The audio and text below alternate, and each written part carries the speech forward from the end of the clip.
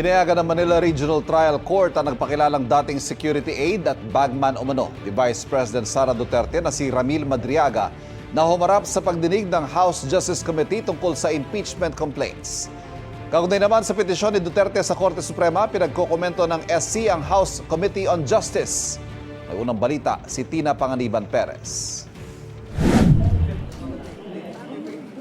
Kinumpirma ng mga abogado ni Vice President Sara Duterte na naghain sila ng petition for certiorari and prohibition sa Korte Suprema para pigilan ang impeachment proceedings laban sa bise sa House Committee on Justice. Pero giit nila, hindi ito nangangahulugang umiiwas ang bise sa proseso, kundi nais lang daw nilang matiyak na naaayon ito sa konstitusyon. Natanggap na ng House Committee on Justice ang kopya ng petisyon. Dito, hiniling ng bise na maglabas ang Korte Suprema ng temporary restraining order at kalaunan ng injunction para pigilang umusad ang dalawang impeachment complaints laban sa kanya. Unconstitutional daw kasi ang proceedings. Labag daw kasi ito sa one-year bar rule na nagbabawal sa pag-initiate ng mahigit isang impeachment complaint laban sa isang impeachable official sa loob ng isang taon. Ang una at pangalawang impeachment complaints daw ay inihain bago ang February 6, 2026 na siya raw petsang sinabi ng Korte Suprema kung kailan pwede na ulit magsampa ng reklamo laban sa bise. Wala rin anilang tamang referral ng mga impeachment complaints sa komite.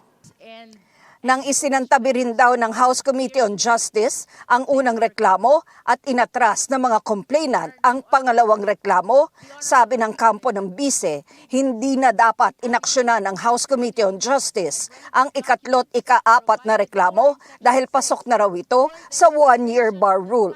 Wala rin daw kapangyarihan ng komite na magsagawa ng mini-trial o hearing proper. Hiling ng depensa, ideklara ng Korte Suprema na void o walang bisa at unconstitutional ang Section 7 at 8 ng Rules on Impeachment ng Kamara.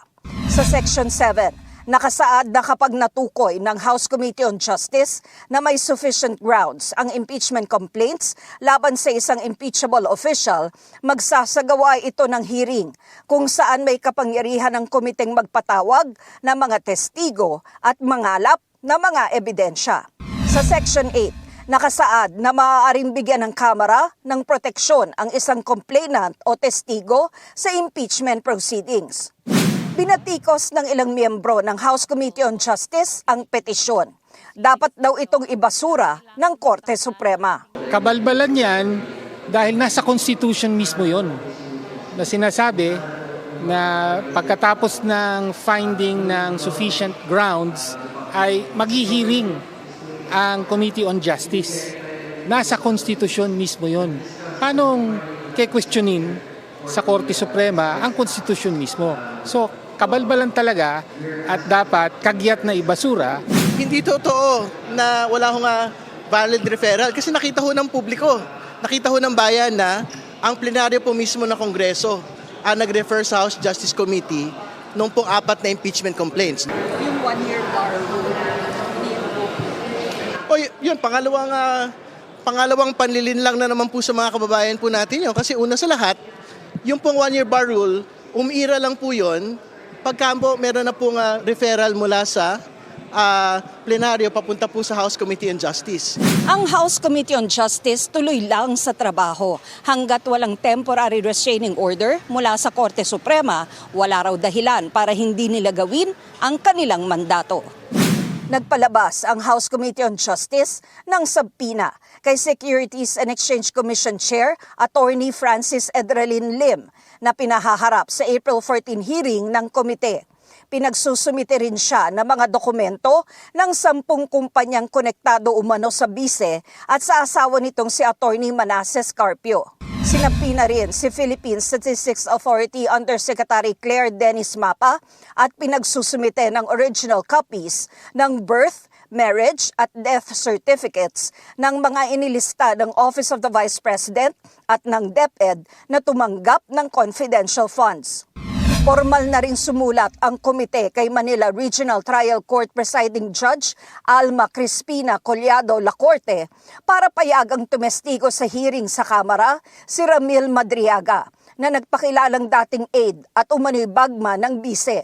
Si Madriaga ay kasalukuyang nakadetine dahil sa kasong kidnapping. Ang hiling ng komite, pinagbigyan ng korte. Ramil Madriaga has been ordered to appear by the court itself on the 14th from 8 a.m. to 5 p.m.